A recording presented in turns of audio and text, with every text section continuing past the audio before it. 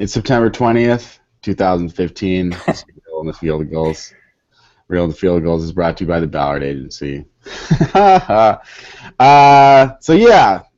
is the instant reaction podcast for Real in the Field Gulls, coming to you right after every Seahawks game, win or lose, and most only so far lose. So, as pretty much only lose. Only loses so far. So there's that. Do got to get it out there that, yes, Real in the Field Gulls is brought to you by the Ballard Agency. For your insurance need, the Ballard Agency is located in Kirkland, Washington. Call them at 425-454-3510. Not in the mood to do the jingle. And tell them that Field Gulls sent you. So Kenneth Arthur and Danny Kelly talking to you about what just happened and what just happened to the Seahawks. Lost 27-17 to the Packers in Green Bay. Danny, this is an instant reaction. Tell me a good thing that you saw tonight. Well, I actually liked how Russell Wilson played, in spurts at least. It's like funny because everyone that I'm talking to on Twitter is kind of freaking out, and I understand why. The Seahawks are 0-2. That's definitely not a good way to start the season. And Seahawks fans, I don't think, are really used to the Seahawks playing. I guess they're not used to the Seahawks losing. I feel like we're used to the Seahawks playing pretty sloppy and getting wins, and then the last couple of games they've played sloppy, gotten fourth quarter leads, and then ended up losing. But I thought Russell Wilson played well. I really liked how he played. Like, specifically, he was making some really nice throws from the pocket. He finally started to keep a few read option plays, which definitely helped in terms of the run game, kind of keeping the Packers honest.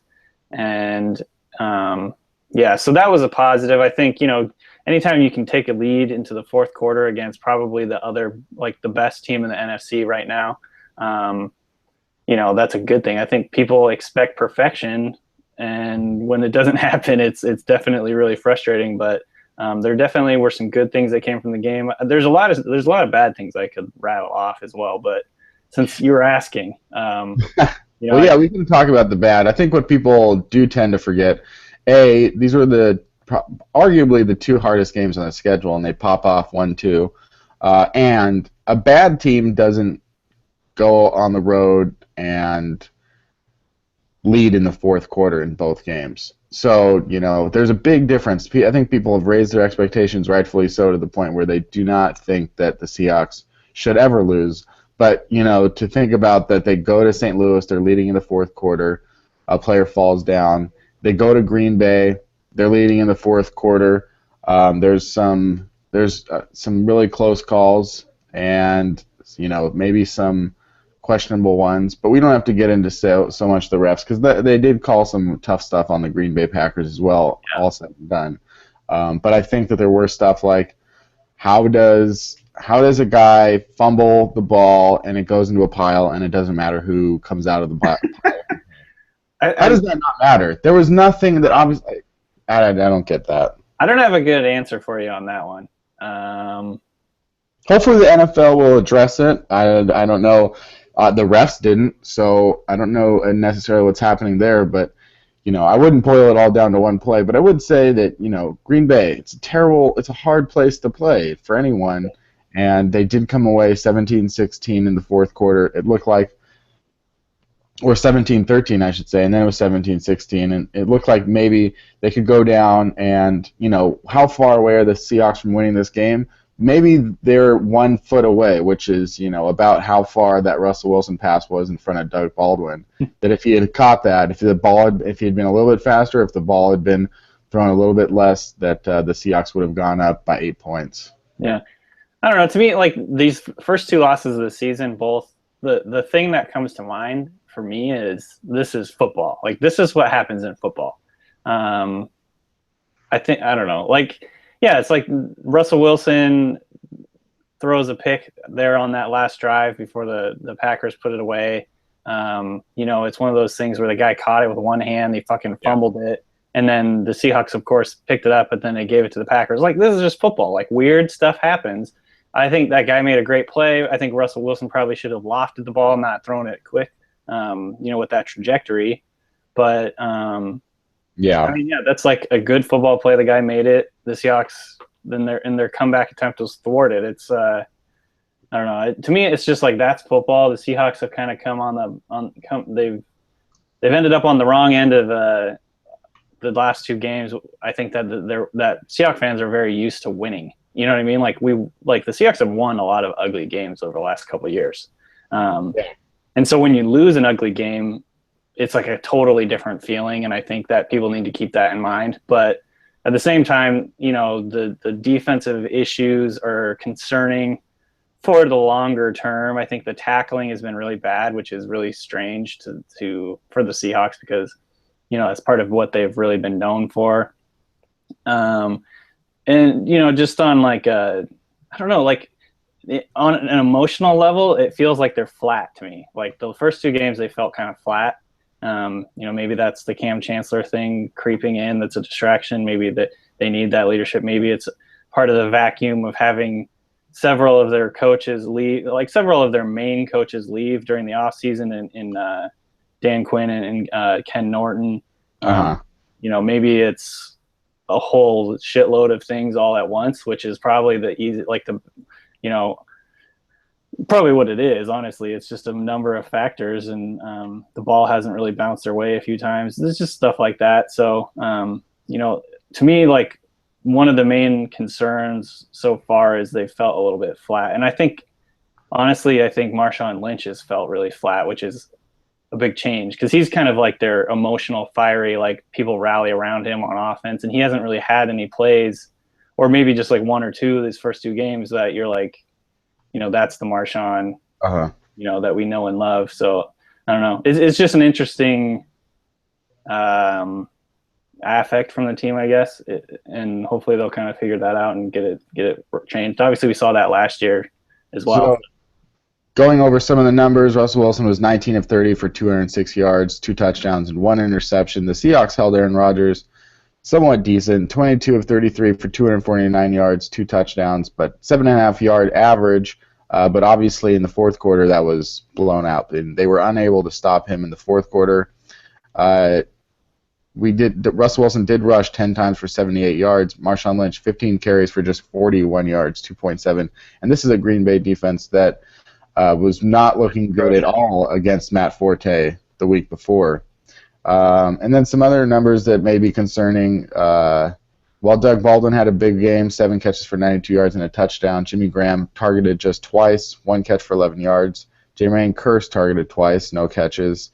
Any thoughts there on Jimmy Graham and how there was a lot of talk on Twitter about whether or not, why aren't they getting him involved in the offense, or was that just a matter of the fact that there weren't a lot of opportunities for Graham? No, I think, you know, people are asking me on Twitter, like, what are your thoughts on the Seahawks only having Jimmy Graham have 1 catch?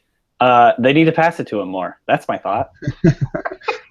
You know, like, I don't give a shit about game flow or any of these, like, BS excuses. Like, you need to pass it to him more often. That's my analysis.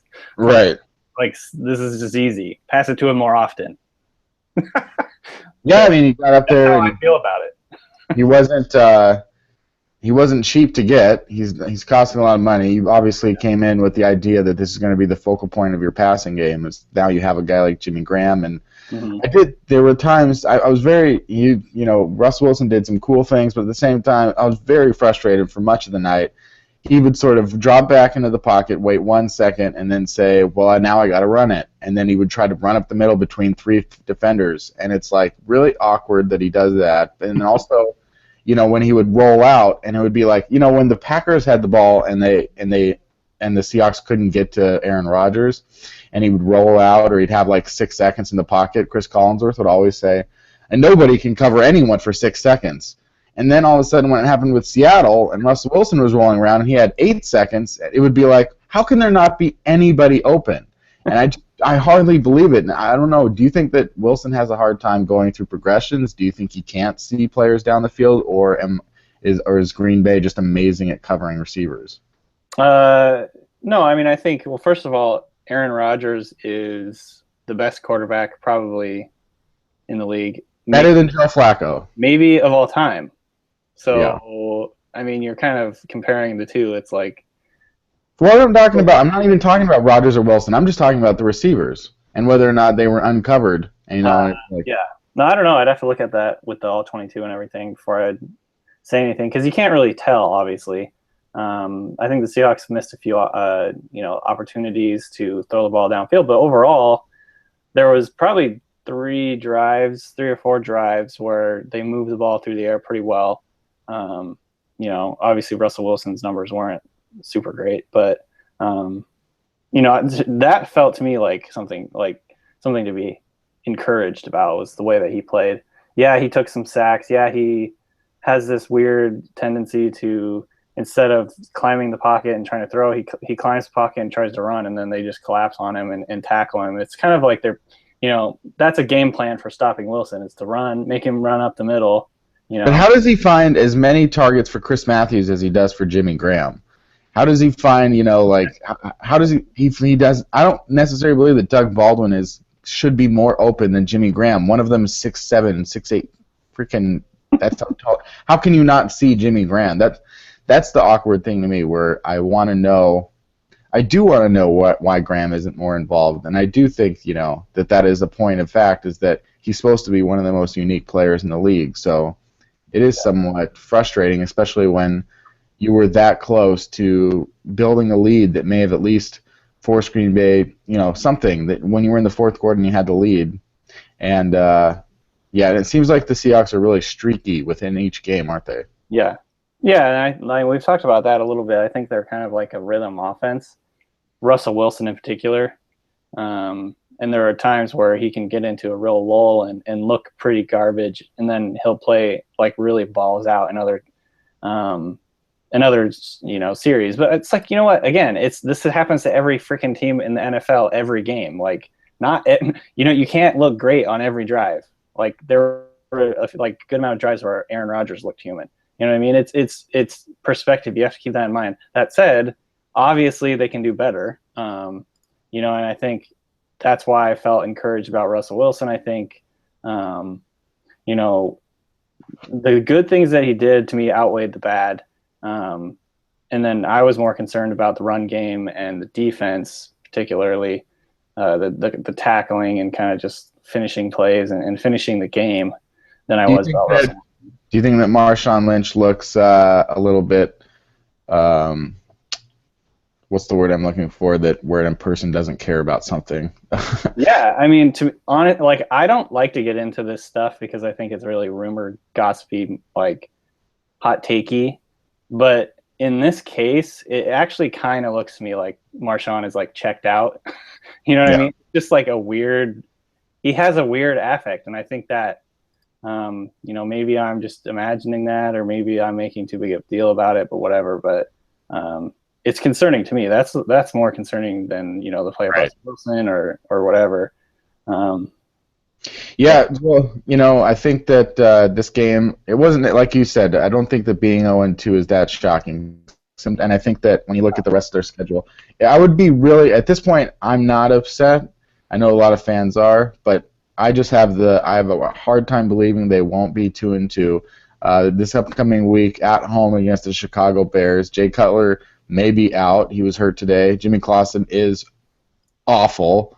He is abysmal, and so that if they lose that game, I would definitely be like, okay, well, they're gonna have to do something to maybe restart and to find out what's wrong, because this season probably is not going to go so well. And then week 4, Detroit Lions on Monday Night Football. Monday nights in Seattle have been going pretty well now for a few years, and the Detroit Lions also are 0-2.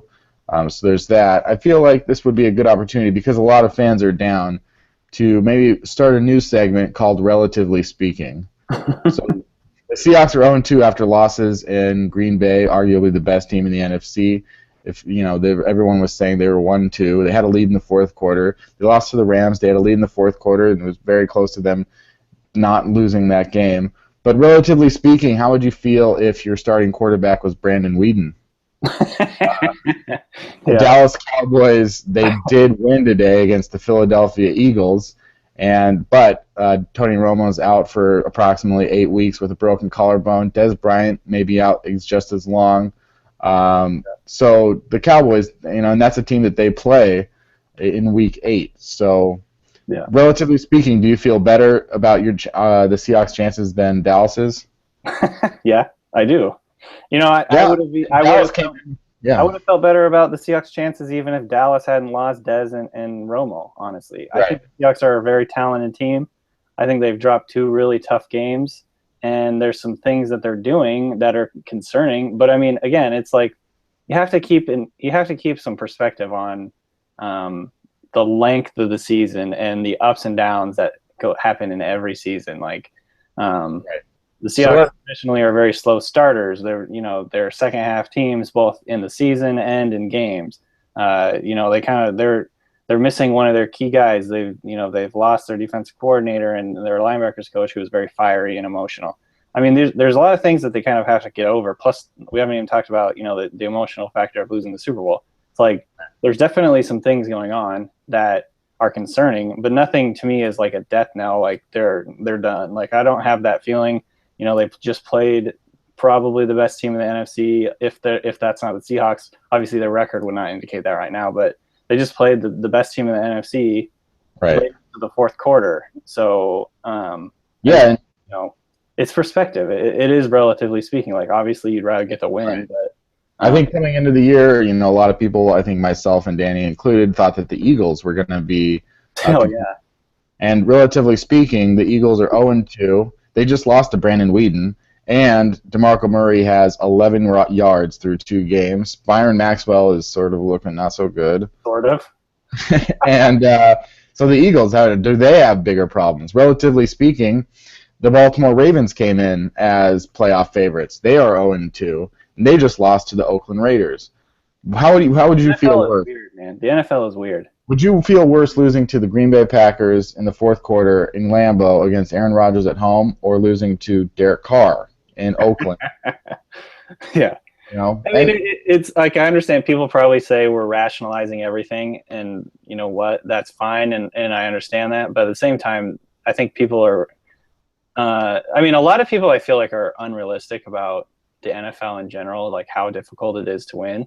And so people tend to ride like these really, really high emotional highs and then really, really low emotional like just look around. Just look around today. The Dolphins lost to the Jaguars. The Rams lost to the Redskins. This Giants was the weirdest week I can ever remember. Yeah, it was a very weird week. The Giants lost to the Falcons at home. The Titans lost to the Browns. There were a number of really weird games. And I would say that Seattle, especially when you look at how many teams have started the season 1-1, that Seattle really isn't that far back. The Cardinals, look very good so far, but I think I think that Carson Palmer is a ticking time bomb. So I'm withholding judgment until at least week 6. Yeah, I mean, and that's like it's so hard to. The NFL is like 24/7 coverage. And there's a week in between games. So, it's obviously like everything gets hyper analyzed, and that I understand that. But people tend to lose track of the big picture, I think, during the season and during games. I was kind of like being a smart ass about that on Twitter. And, like people just see one thing. Like, for instance, I thought Bobby Wagner didn't play very well again. He just has looked kind of ordinary to me. But you know what? That doesn't mean that that the Seahawks are screwed this year. Like, you don't have to make that jump. You know what I mean? Like, the Seahawks have had a couple of bad games over the years and bounced back and played really well. You know what? They've been probably the most consistent team maybe in history over the last 3 years, right? Like, we've talked about this. Like, teams get blown out one week and then they look awesome the next week, then they, whatever. And it goes week. The Seahawks have been competitive in every game for the last like 1,000 days, So like people, I understand like riding that wave of emotion, but at the same time, the Seahawks have been incredibly consistent relative. Yeah, this will be a double-digit loss, but again, they were leading in the fourth quarter on the road to Aaron Rodgers. I thought that was interesting because I thought that Bobby Wagner had some really good plays, and so I said on Twitter, and someone said, "What are you talking about?" So no, I mean, I think he did have a couple of good plays, but there was a few plays that jumped out to me where he kind of didn't like. He would like he just I don't know. It goes back to the kind of weird, like probably irrational feeling I have that the team is a little bit flat. Well, Dion Bailey was replaced by Deshaun Shedd today, and the starter. Any thoughts on his play? He looked pretty good, I think, actually. I don't remember him from a ton of plays. He had a couple of good, strong tackles. I thought that was pretty interesting that Marcus Burley seemed to have a really good game. That was encouraging, because I didn't really think that he had really shown much in any of his previous games here. So that was really encouraging. I think if he could be a consistent nickel type guy, that'd be huge for the Seahawks because they're going to be playing a lot of nickel this year. Honestly, I think the Seahawks played 100% nickel this game. There were no blitzes, what they said, right? And I don't think they blitzed much either. And that was like, Aaron Rodgers gets the ball out. Like, there was a few times where he held the ball for a long time, but like the vast majority of his plays, it's ridiculous. It's indefensible. In like literally a half a second. It's indefensible. You can't do anything to stop it. But I still even like, it was just bananas to me how some of the times where it would just be like, right when they're about to sack Aaron Rodgers, he gets rid of the ball. It goes right to someone who's open, and it's like, how did you know that player would be open at that second, at the very moment, right before someone was going to take you down? It was just so frustrating. He's such a frustrating player if you're not a Green Bay fan. Yeah. And I mean, the touchdown and then the 2-point conversion plays were like a microcosm for Aaron Rodgers. Dude, he hit both of those passes were under pressure where he kind of like scrambled out, and both were like, you couldn't have placed him any better. It was like amazingly perfect. Yeah. And it's like, it's hard to beat Aaron Rodgers when you make a turnover in the fourth quarter and he's playing perfect ball in the fourth quarter. You know what I mean? Like, that's football. Right. That's why I'm not freaking out. I mean, obviously, I think people who are really freaking out right now might listen to us and say we're rationalizing. But to me, it's more like just being realistic. Like, if you expect perfection or anything near it in the NFL, like you're bound to be disappointed way more often than not. What about Richard Sherman? He had a costly pass interference. He was also beaten on a certain touchdown to open the game. Well, that's debatable. I actually kind of think that was Earl Thomas's fault. I'd have to look at it, but do you want me to feel better if it was Earl Thomas's fault? I don't think that it really. You had two. The other thing is I don't think he had a very good game either. He missed a couple tackles that were big, led to big plays. To me, it's probably a combination of Sherman and Earl on that touchdown, but I think he can't let him get in behind him like that. I kind of think that's like his role there, but right. Yeah. Well, the Seahawks and Packers, they both had 21 first downs. The Packers had 3 first downs by penalty. The Bennett offsides things, man, those were brutal. Yeah. Do you think that? I think that in a certain aspect, it's you want Tim to not do that, but in another point, is he more effective because he jumps sometimes and he's able to get that perfect timing? Do you think he could be Michael Bennett without a couple offsides penalties? Yeah, like that's kind of you take the good with the bad. He's obviously part of his game is getting really good jumps on the snap and everything, but it didn't feel like it, but the Seahawks had more yards per play than the Packers, 5.7 to 5.6. Yeah. Pretty even in yards. I don't know what it was yards per attempt was, but it was pretty good too. Yeah, he had 7.8 yards per carry, 10 carries for 78 yards. He did make some nice plays. What was his yards per attempt on the passing? That's what I was wondering. But 6.9. What's that? 6.9. So I guess that's not really that great. Yeah, and it was like a lot of his production, I think, came in bunches. You know what I mean? And then the rest of the game, it was kind of a lull, and that's kind of typical for the Seahawks. They tend to do that.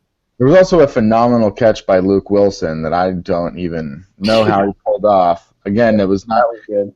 There was a thing though, that pass was nowhere near Wilson. He managed to make the catch. The pass to Jimmy Graham, where the pressure was coming and then it was in the red zone, and Russell Wilson throws a dart at Jimmy Graham, who's not looking, and it was nearly intercepted.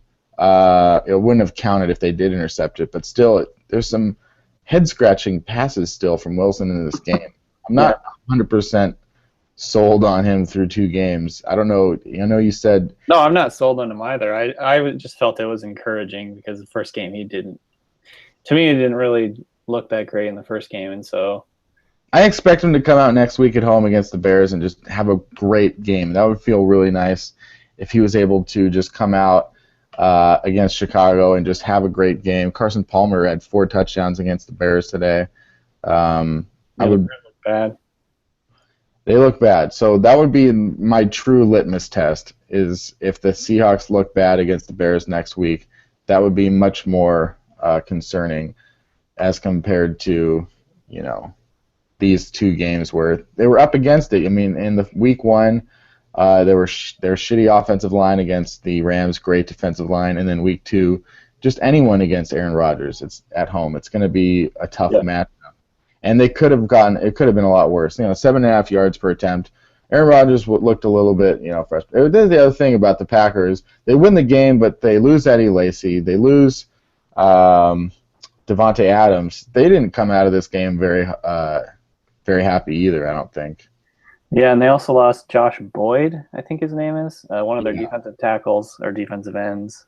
Yeah, and he looks like he was looking crying. So I'm assuming that injury. That looked bad, yeah. Yeah, maybe not coming back very soon. So yeah, it'll be interesting. Again, like the Seahawks beat the Packers last year, 36-16. They really dominated them, and the Packers came back to make it within an onside kick of the Super Bowl. So yeah, RELAX, I guess is what they say.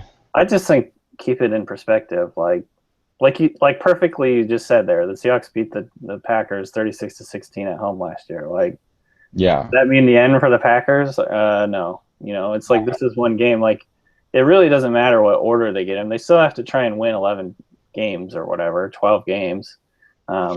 Yeah, and so the order doesn't matter. I mean, it'll just come into the matter of, what are their biggest games? What's that? Their biggest game. They got to beat the Cardinals. That to me, like, you got to at this point, your only goal really is to win the division, or at least be there, up there. So at this point, I think they'll be 2-2. Then they have to go to Cincinnati, and then that'll be another test. The Bengals are 2-0. Then they get the Panthers at home, who they have beaten at home for the last 4 years. So it's definitely not encouraging. I suspect that, a lot of people said, well, what if they started 0-2 and then they'll cave into Cam? If anything, I think this makes them resent Cam more. I think they might be pushing. If they haven't done it yet, I don't know why they would do it now. There's no way. Another example, the Dallas Cowboys in 1993. The Dallas Cowboys in 1993, they won the Super Bowl. Emmitt Smith wanted more money. They weren't going to give it to him. He held out. They lost. They lost their first 2 games. They went 0-2. Then Jerry Jones caved into Emmitt Smith, paid him. They came back. They lost 2 games the rest of the year, and they won the Super Bowl. So that was another example of a similar thing going on where a player is holding out. But I don't think that Cam Chancellor quite holds the same value as the NFL's all-time leading rusher. So it's just a matter of we'll see what happens, but it seems to me that the further away he gets, the more harder it will be to imagine the relationship repairing itself. Yeah, it's just really weird. It's like there's a reason no one else in this CBA is held out other than Carson Palmer, who, that was with the Bengals, who are like, the closest thing to an evil organization in the NFL, right? Just because of their ownership and everything. But I don't know. It's baffling. I obviously everyone's sick of it, but I don't think they're going to bend to it at this point. Yeah, and again, with the Seahawks fans, every loss is tough, but again, this loss, they were up in the 4th quarter. You look at the 49ers, they go to Pittsburgh, and they get their asses kicked. The Seahawks still haven't had their asses kicked. Yeah. It's the same thing as what I've been saying this whole time, is I think people lack – okay, now, that's being very generalized. People who are freaking out right now, legitimately, obviously I totally understand people who are worried and or have concerns and are like clear about their concerns. But like people who start having like just meltdowns at this point are like you need to get some perspective. Like look around the rest of the NFL. You need to watch the rest of the league to see how crazy it is from week to week. I just think people expect perfection, and it's just really unrealistic. Yeah, and I think it's realistic to believe that in a couple weeks. Again, last year the Seahawks were 3-3. Yep. They might be 3-3 again this year. The way the schedule plays out, it's very reasonable. They were 6-4 after the loss to the Chiefs, and people were like, "What are we doing? Why are we even trying? Why get rid of everyone?" After a long season. Just keep that in mind. There's a lot of time to go, and the Seahawks typically get on a roll at some point, and I don't have any reason to think that they won't again this year, especially their two toughest games maybe right there in the beginning. Anything that we didn't cover that you want to put in your final thoughts? This segment is called Kelly's Final Thoughts. No, I mean, we kind of covered it as far as I know. Like, I need to watch it again to get a better idea of like what happened. There's just a lot of things that they need to clean up. That's like the biggest thing and a lot of it is like little stuff, tackling in particular, and penalties are still a huge issue. Obviously, I don't know if that's going to ever change though with this team. But yeah, I think the time to freak out really isn't now for me. It's if they lose at home next week, then you can start getting that feeling, and then obviously from there you can start panicking if they lose a fourth game early on this year. But right now, to me, that they're still a really strong team. Played two really tough teams, ended up on the wrong side of it in both of them, but that's football, and just keep moving forward. It's a really long season. They haven't had that. The funny thing I would say, they haven't had that domination factor yet. The types of things that you didn't used to see. Why is a guy like James Stark have 20 carries for 95 yards? It seems like that's something that they would shut down in 2013. Why did Randall Cobb have 8 catches for 116 yards? Again, that wasn't something they weren't really giving up 100-yard games in the past. Then they had the whole thing with Richard Sherman moving to the slot to cover Randall Cobb or whatever that could have been. But Randall Cobb, they had no plan. They had a plan, but they did not. Whatever plan they had to execute, Cobb was able to eat as much as he wanted out there on the field. So there are concerns, but again, probably the toughest place to play in the NFL right now, and the Seahawks are going home in Week 3 to play Jimmy Clausen. So, well, maybe. Well, give me that much. I'm going to believe that it's Jimmy Clausen. Yeah, we don't need to worry about that yet. I guess worst case scenario, it's Jay Cutler, so I can handle. Yeah. This is Real in the Field Gulls, the instant reaction show. If you're listening to this, please note that it is a new channel for the podcast on Real in the Field Gulls. You have to resubscribe to Real in the Field Gulls. It is no longer on the old one, so please do subscribe to Real in the Field Gulls and give it a 5-star rating and say how good we are at this. And keep tuning in twice a week, once after the game and once every Thursday, where a guest will come on and talk to me and Danny about the upcoming game. And so far, we've done that twice, and both times we've lost. So we'll switch it up or something. I don't know. Next week, it's the Chicago Bears in the middle of the Sunday. So that's it for this week.